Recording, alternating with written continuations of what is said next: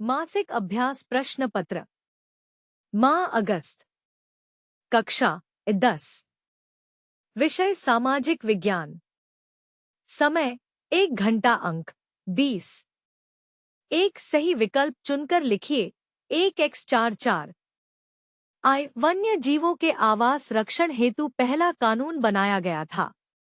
आ project tiger 1973 ब वन्यजीव संरक्षण अधिनियम 1972 स संयुक्त वन प्रबंधन अधिनियम 1988 द वन्यजीव अधिनियम 1986 उत्तर ब वन्यजीव संरक्षण अधिनियम 1972 टू पूर्वोत्तर और मध्य भारत में वनों की कटाई का प्रमुख कारण है।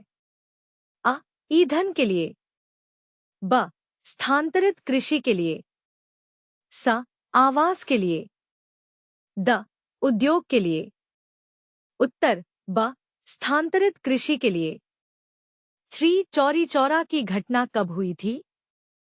अ 5 फरवरी 1922 ब 8 नवंबर 1924 स 10 फरवरी 1927 द 9 अप्रैल 1930 उत्तर अ 5 फरवरी 1922 फो विनिमय की प्रारंभिक अवस्था में व्यापार किस प्रणाली पर आधारित था?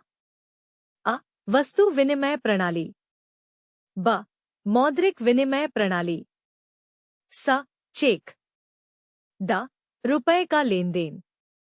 उत्तर अ वस्तु विनिमय प्रणाली। 2 रिक्त स्थानों की पूर्ति कीजिए 1x44 स्थायी वनों का सर्वाधिक क्षेत्र मध्य प्रदेश राज्य में स्थित है। 2 गांधीजी ने सत्याग्रह का पहला प्रयोग भारत के चंपारण नामक स्थान पर किया था। 3 साइमन कमीशन के खिलाफ प्रदर्शन में हुए लाठीचार्ज से प्रसिद्ध स्वतंत्रता संग्राम सेनानी लाला लाजपत राय शहीद हुए थे। 4 भारत में करेंसी नोट भारतीय रिजर्व बैंक जारी करता है। 3 आरक्षित वनों से क्या तात्पर्य है? 2 अंक। अथवा जैव विविधता को प्रभावित करने वाले कोई 2 कारक लिखिए। उत्तर आरक्षित वन वे वन क्षेत्र हैं जिन्हें सरकार द्वारा संरक्षित किया गया है ताकि उनका संरक्षण और वन्य जीवों की सुरक्षा की जा सके। इन वनों में पेड़ों की कटाई और अन्य मानवीय गतिविधियां नियंत्रित होती हैं। अथवा जैव विविधता को प्रभावित करने वाले 2 मुख्य कारक हैं। 1 वनों की कटाई, वनों का विनाश जैव विविधता को कम करता है। 2 प्रदूषण, जल, वायु और भूमि प्रदूषण जैव विविधता पर प्रतिकूल प्रभाव डालता है। 4 गांधी जी ने असहयोग आंदोलन को वापस क्यों लिया? 3 अंक। अथवा भारत में लोग रॉलेट एक्ट के विरोध में क्यों थे? उत्तर गांधी जी ने असहयोग आंदोलन को चौरी चौरा की हिंसात्मक घटना के बाद वापस लिया। उन्होंने महसूस किया कि आंदोलन ने हिंसात्मक रूप ले लिया है, जो कि उनके अहिंसात्मक दृष्टिकोण के विपरीत था। गांधी जी का मानना था कि हिंसा से कोई भी सकारात्मक परिणाम प्राप्त नहीं किया जा सकता, इसीलिए उन्होंने आंदोलन को वापस लेना उचित समझा। अथवा रॉलेट एक्ट का विरोध इसलिए हुआ क्योंकि यह कानून बिना मुकदमे के किसी भी व्यक्ति को जेल में डालने की अनुमति देता था। इससे भारतीय जनता के मौलिक अधिकारों का हनन होता था और यह अधिनियम पूरी तरह से अन्यायपूर्ण था। 5 कर्जदाता कर्ज देते समय ऋणाधार की मांग क्यों करते हैं? 3 अंक।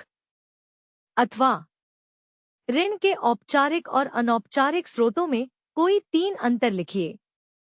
उत्तर कर्जदाता ऋणाधार की मांग इसलिए करते हैं ताकि उन्हें यह आश्वासन मिल सके कि उधार लिया गया पैसा वापस किया जाएगा। ऋणाधार एक प्रकार की सुरक्षा होती है जो कर्जदाता को यह विश्वास दिलाती है कि उधारकर्ता ऋण का भुगतान करने में सक्षम है। अथवा ऋण के औपचारिक और अनौपचारिक स्रोतों में अंतर। 1 औपचारिक स्रोत बैंक, सहकारी संस्थाएं। अनौपचारिक स्रोत महाजन, रिश्तेदार। 2. औपचारिक स्रोतों में ब्याज दरें नियमित और कानूनन निर्धारित होती हैं। अनौपचारिक स्रोतों में ब्याज दरें अनियमित और अक्सर बहुत अधिक होती हैं। 3. औपचारिक स्रोतों में उधार देने की प्रक्रिया कानूनी और पारदर्शी होती है। अनौपचारिक स्रोतों में यह प्रक्रिया अनियंत्रित होती है और कई बार शोषण का कारण बनती है। 6. नमक मार्च किस प्रकार उपनिवेशवाद के विरुद्ध प्रतिरोध का एक प्रभावी हथियार बन गया? 4 अंक। अथवा साइमन कमीशन क्या था? भारतीयों ने इसका विरोध क्यों किया था? उत्तर। नमक मार्च भारतीय स्वतंत्रता संग्राम में एक महत्वपूर्ण घटना थी। गांधी जी ने नमक कानून के विरोध में 1930 में यह मार्च किया, जो अंग्रेजों द्वारा भारतीयों पर थोपे गए अनावश्यक और अन्यायपूर्ण कर का विरोध था। नमक, जो हर व्यक्ति की बुनियादी जरूरत थी, पर कर लगाकर अंग्रेजों ने भारतीयों का शोषण किया था।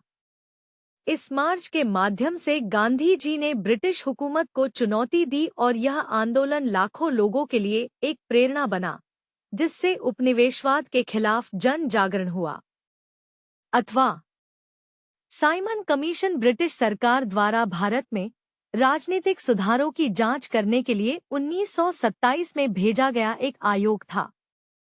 इसमें सभी सदस्य ब्रिटिश थे और भारतीयों का कोई प्रतिनिधित्व नहीं था।